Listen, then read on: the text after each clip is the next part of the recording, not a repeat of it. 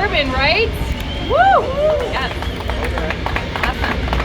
Well, my name is Sara Saunders, and I lead the marketing here at Buffalo Trace. I'm really excited to welcome you guys. It's been 3.5 years of very hard work to get to this point.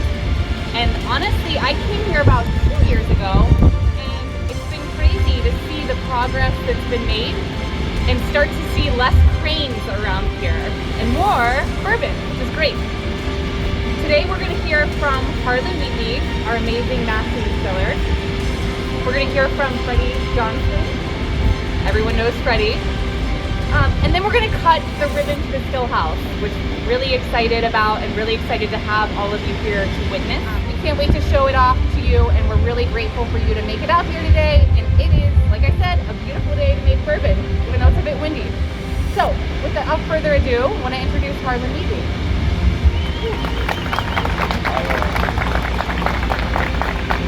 Thank you, Sara.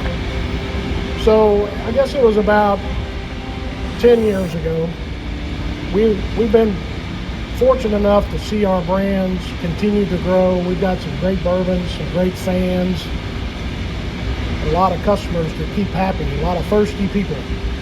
And about 10 years ago, we sat down and talked about, what this demand that's growing in this distillery. We never dreamed that we would reach the capacity of this distillery, because we were running this place is built to run a lot of whiskey, make a lot of bourbons. And 10 years ago, we sat down and said, we've got to create an expansion plan and bust it up into phases, because it's so many things involved, not just the still house. We've got dry house, boiler rooms, water, and all kinds of things to consider, cooling. So we figured out a plan, laid it out, and then we went to work, developing all the designs, and with the help of guys like Thermaltech and Arch Electric and Chardin and all these guys have been working, I'm probably leaving off a few, but been working hard with us every day to bring this to life. It was March of 2019 we had our first meeting about the still house. And the still house is really important, of course, because the equipment that we put in has to make whiskey like we know how to make it. We want it to be consistent. We don't want any change, because we're happy with the whiskey. So the hard part is to make the same whiskey. So we went off, figured out a way to do that.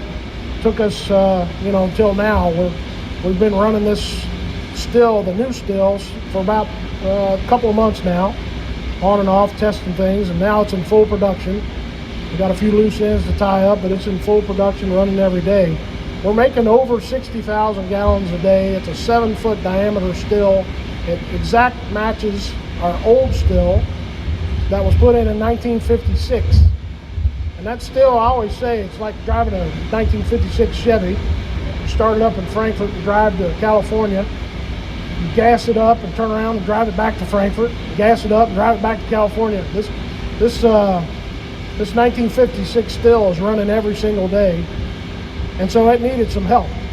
And so now we've got the 2022 version up and running, side by side, and we're going to make a lot of really great whiskey for our fans.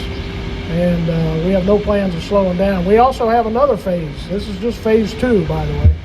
So we have another phase to continue to expand, and phase 4 is to actually build a whole new distillery somewhere else. So we'll have to figure that out. But we're here today to celebrate our still house and all the work that went into making that, and thank you all for coming. I'm going to introduce Freddie.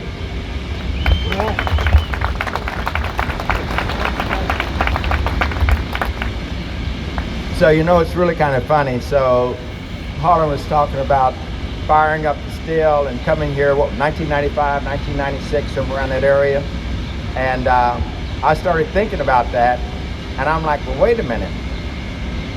If you think about this, and I started playing around here when I was 5 years old, and then it just hit me, that was like 70 years ago.